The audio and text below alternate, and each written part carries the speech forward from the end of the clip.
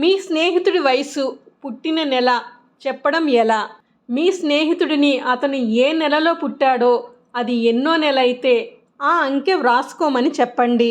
జనవరిలో పుట్టి ఉంటే జనవరి 1వ నెల కనుక 1 రాసుకోవాలి. అక్టోబర్ 10వ నెల కనుక 10 రాసుకోవాలన్నమాట. పుట్టిన నెల సంఖ్య రాసుకున్నాడు కదా, ఆ నెల సంఖ్యని 2 చేత గుణించమనండి. గుణించగా వచ్చిన సంఖ్యకి 5 కలపమనండి. కలపగా వచ్చిన సంఖ్యని 50 చేత గుణించమనండి. ఇప్పుడు వచ్చిన సంఖ్యకి అతని వయసు ఎంతో ఆ సంఖ్యని కలపమనండి. ఇలా కలపగా వచ్చిన సంఖ్యలో నుంచి 365 తీసేయమనండి.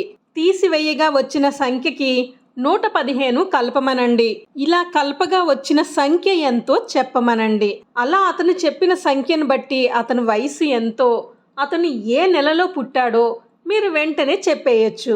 అది ఎలానో ఇంకొంచెం క్లియర్గా తెలుసుకుందాము. ఉదాహరణకు మీ స్నేహితుడి వయసు 12 అయ్యి అతను ఏప్రిల్లో పుట్టి ఉంటే అప్పుడు అతను మొదట రాసుకోవాల్సింది ఈ విధంగా ఉంటుంది. అతను పుట్టిన నెల ఏప్రిల్ గనుక 4 రాసుకుంటాడు. 4ని 2 చేత గుణించితే 8 వస్తుంది.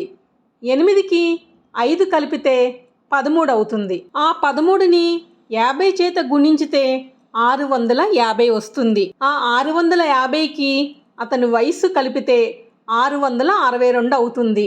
ఆ 662లో నుంచి 365 తీసివేస్తే 297 వస్తుంది. ఆ 297కి 115 కలిపితే 412 వస్తుంది. మీ స్నేహితుడు ఈ లెక్క మొదటి నుంచి మీకు కనిపించకుండా వేసుకుని చివరకు మాత్రం 412 అని చెబుతాడు. మొదట ఉన్న అంకె అతను పుట్టిన నెల, తర్వాత ఉన్న అంకె అతని వయస్సుని తెలుపుతుంది.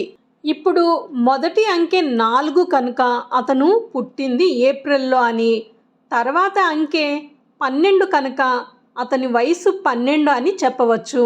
కానీ గమనించవలసిన ఒక విషయం, 10 సంవత్సరాల లోపు వయసు వాళ్ళ విషయంలో జవాబులో పుట్టిన నెల తెలియజేసే సంఖ్యకి వయసు తెలియజేసే సంఖ్యకి మధ్యలో 0 వస్తుంది. ఎలాగంటే పుట్టిన నెల మే అంటే 5వ నెల అయ్యి వయసు 9 సంవత్సరాలే అయితే జవాబు 509 అని వస్తుంది, కానీ 59 అని రాదు.